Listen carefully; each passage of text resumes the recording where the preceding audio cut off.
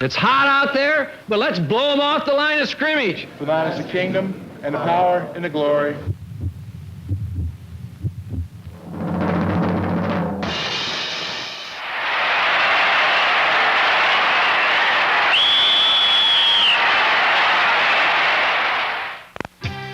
What do snow-smothered Buffalo, New York, and sunny San Diego, California have in common? Certainly not the weather. San Diego enjoyed its usual balmy temperatures last Sunday, as the Chargers had a chance to clinch their first playoff spot in 14 years.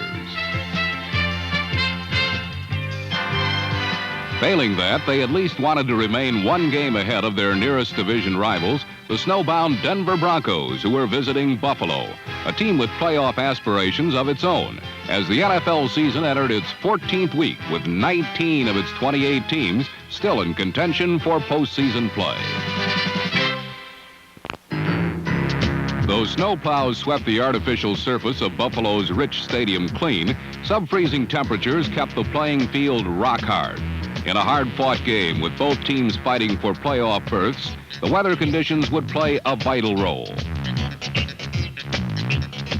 The Bills were a team that had unexpectedly snuck up on the rest of the league, having won 4 straight games. With a record of 7-6, they harbored an outside hope of making the playoffs. Though both the Bills and Broncos are cold-weather teams, from the outset of the game, it was vividly apparent the biting cold would take its toll. The Broncos' Larry Canada fumbled on Denver's first offensive series, but it mattered not a whit, for Buffalo gave the ball right back. 4 fumbles occurred in the first quarter alone, and the amazing total of 11 for the entire game, as both teams' offenses couldn't get on track.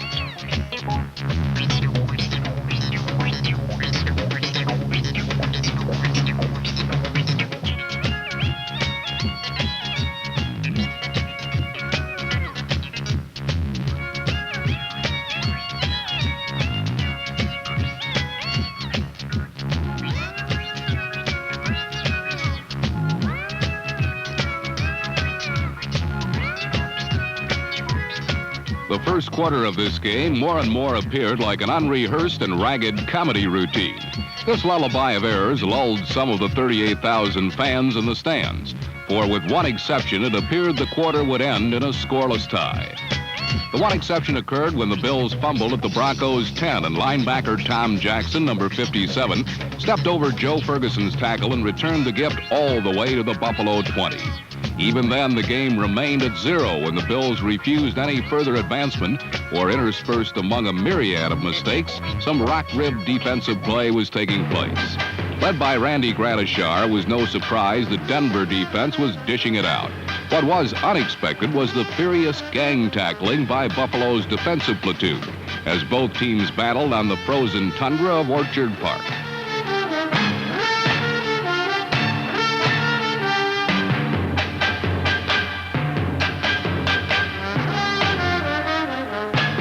Coach Chuck Knox's influence on this young Bill defense was apparent as Craig Morton was sacked twice.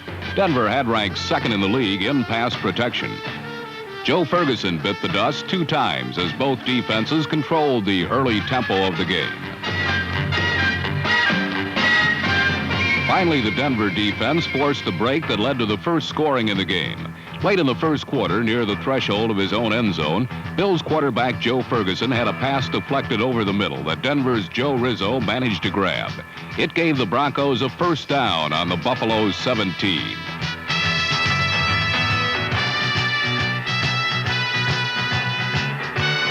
On the first snap, Craig Morton was unable to spot a receiver, and the slow-footed quarterback legged it right up the middle for 10 yards, with an additional 5 tacked on for a personal foul against Buffalo. With a first down at the Bill 5, Morton tried a bootleg left, but number 26 cornerback Charles Romes tackled Morton at the line of scrimmage. Denver settled for Jim Turner's field goal from the 13, but the scoreless tie had been broken, and Denver led 3-0. It remained so until midway into the second period, when another fine defensive play became the key to the end zone. Number 22, Buffalo's strong safety Steve Freeman, was the man of the moment here. The 5-year veteran from Mississippi State stepped in front of Morton's sideline pass and ran 50 yards for the Bills' first score of the day.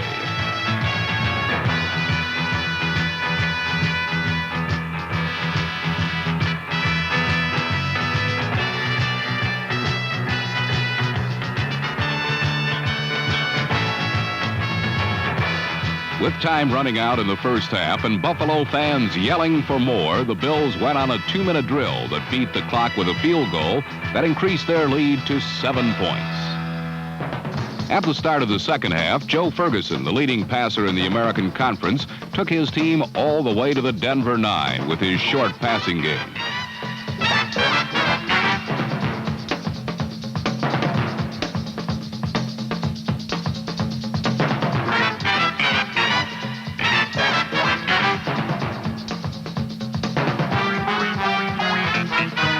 But with first and goal at the 9, Ferguson pitched out to Curtis Brown, who fumbled in heavy traffic. Denver's middle linebacker Randy Gradishar picked up the ball and alertly lateraled to Lewis Wright, number 20. The speedy cornerback ran away from the crowd to complete an 86-yard play.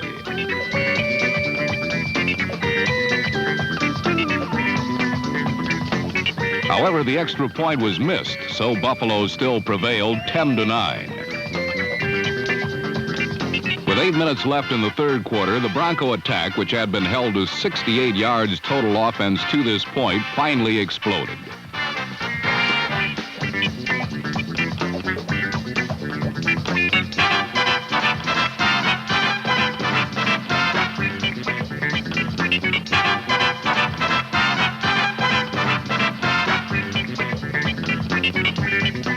Craig Morton had detonated a 46-yard bomb to Haven Moses for the first big offensive play of the day.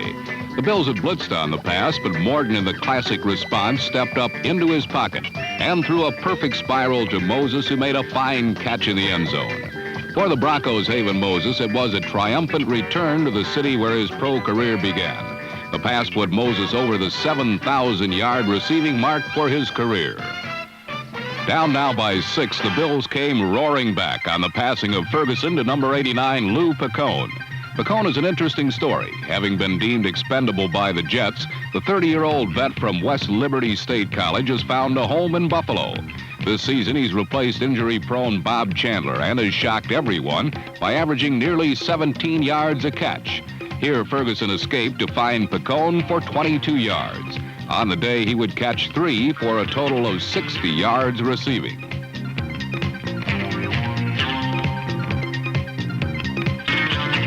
Just when it appeared Buffalo was coming back, Ferguson went over the middle for his tight end Reuben Gant, but had the ball picked off by linebacker Bob Swenson.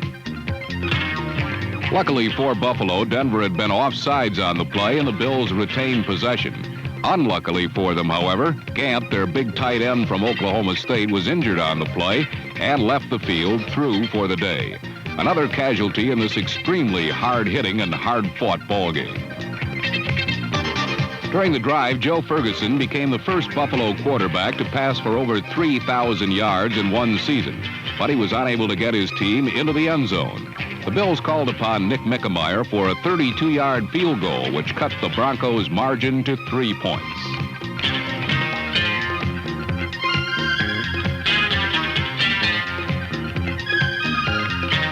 With their fans beseeching them for more, the Bills returned to the scoreboard again when Mickemeyer booted one through from 34 yards.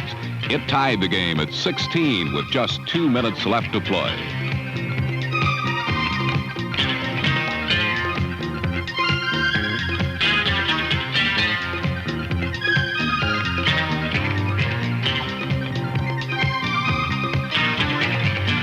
Assuming the Bills could continue to contain the Denver attack, it appeared certain this game would go into sudden death overtime.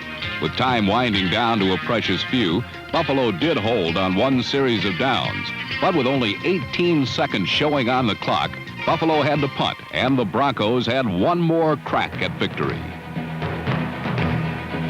A fine throw by Morton and an even finer catch by number 81, rookie receiver Steve Watson from Temple, accounted for 34 big yards and a first down inside Bill territory.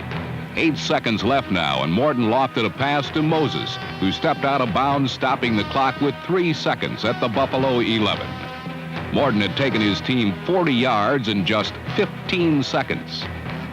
Defeat was just 11 yards away as the crowd sat silent, waiting for Jim Turner's field goal try.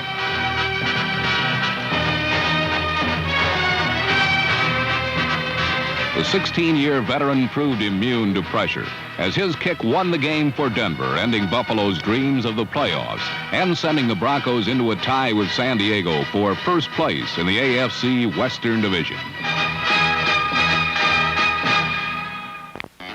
There was a championship frenzy in San Diego as the Chargers honed in on their first title in 14 years.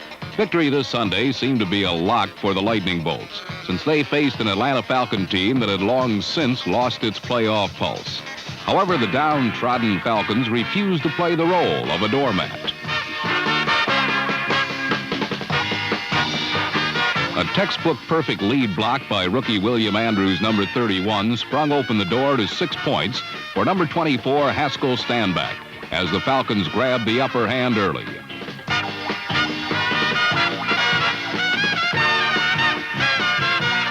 With the Falcons secondary laying back deep in deference to the Chargers' speedy wide receivers, Dan Fouts exploited the coverage by throwing underneath to his setbacks.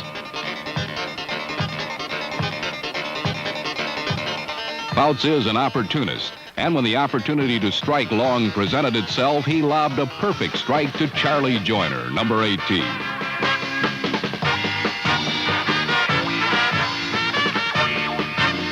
Two plays later, the Chargers' goal line battering ram, Hank Bauer, crushed over from the 1 to tie the game at 7.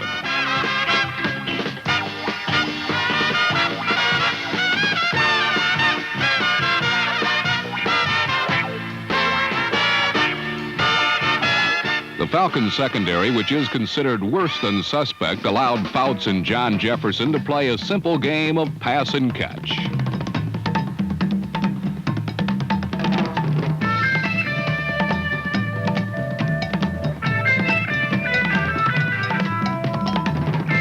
Unfortunately for the Chargers, a definite scoring possibility was blunted when setback Mike Thomas dropped a sure touchdown from Fouts.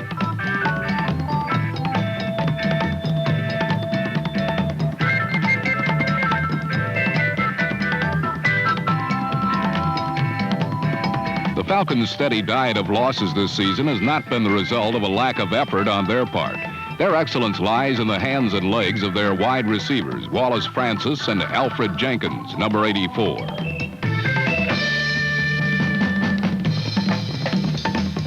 Jenkins is the lightest starting player in pro football, but one of the toughest to contain. He excels at turning short passes into long gains or gliding effortlessly deep for the bomb.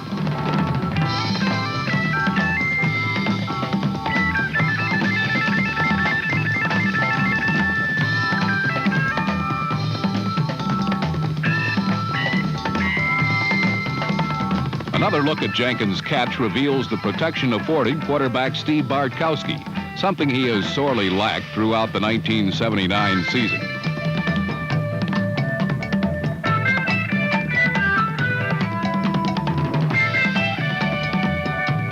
Jenkins' 41-yard gain set up the Falcons nicely at the Chargers' 11. From there, Bartkowski and William Andrews combined for the go-ahead touchdown.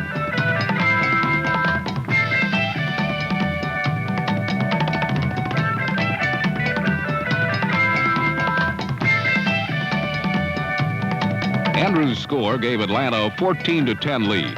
4 points seemed easily erasable as Atlanta possessed the NFC's worst pass defense, and the Chargers owned the most prolific passing offense in the entire NFL.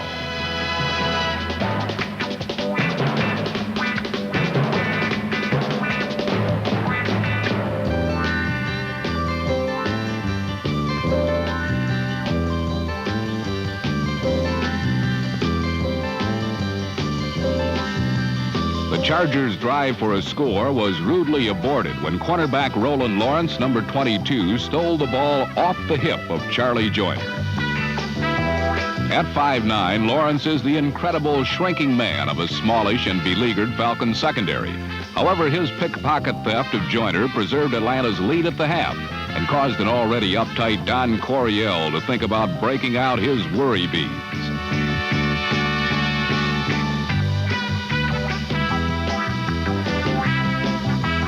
Incredibly, the Chargers duplicated Lawrence's sleight of hand in the third quarter when cornerback Willie Buchanan, number 28, stole the ball from the Falcons' Dennis Pearson.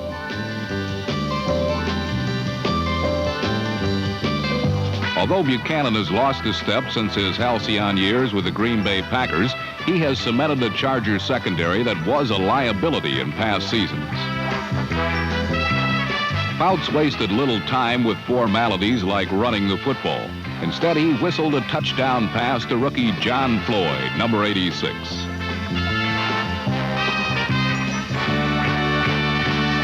A second look at Floyd's touchdown illustrates the touch of Fouts, who lofted the ball perfectly over the nickel back and inside the coverage of Rick Bias, number 38. The touchdown catch by Floyd returned the lead to the Chargers 17-14. Usually at this stage of the game, Atlanta begins to crumble and fold. But their fortunes found wings when Bartkowski split the Chargers with a 41-yard touchdown pass to Wallace Francis.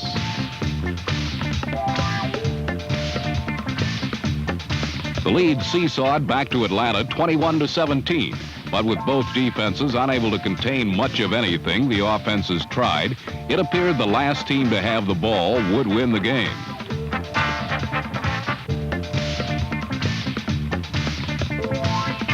The Falcons committed a grievous error when Rick Bias interfered with Charlie Joyner at the goal line.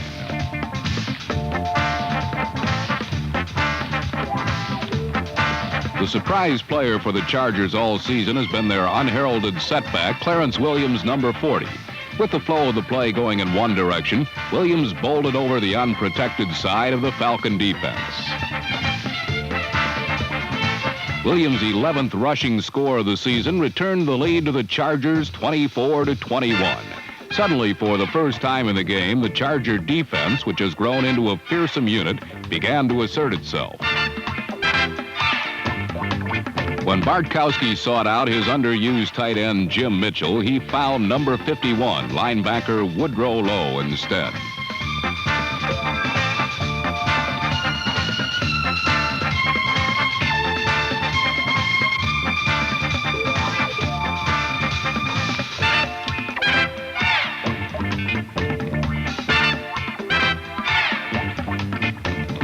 Lowe's theft was the first of two key plays made by the Chargers defense. The second happened moments later when Bartkowski was trapped in his end zone by Wilbur Young.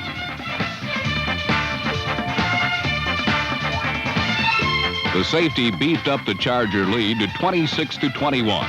And with 2 minutes left in the game, San Diego began the countdown to a playoff berth and reminded everyone that they were unquestionably the best in the West. The celebration proved premature as Atlanta launched a well-conceived 2-minute drill featuring the runs of William Andrews and the precision passing of Steve Bartkowski.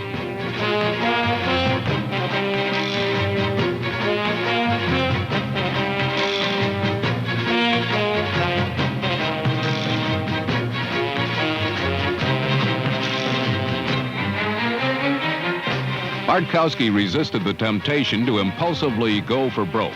Instead, short throws to Billy Rickman and Wallace Francis brought Atlanta within range of the winning score.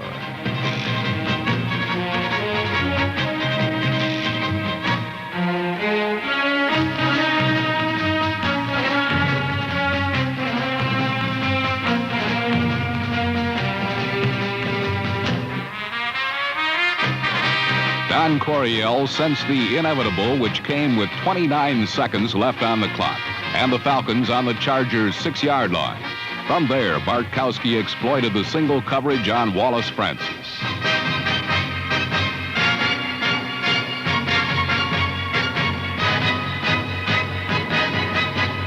Instead of laying down dead, the gutsy Falcons kept the Chargers out of the playoffs for a week at least. and gave Don Coryell what he called his most sickening defeat ever. Bartkowski is much maligned for his lack of poise and a total absence of mobility.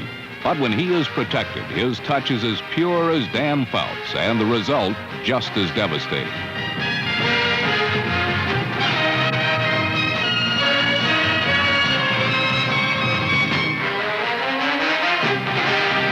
The Falcons had played their role as spoilers well and received a well-deserved 28-26 victory.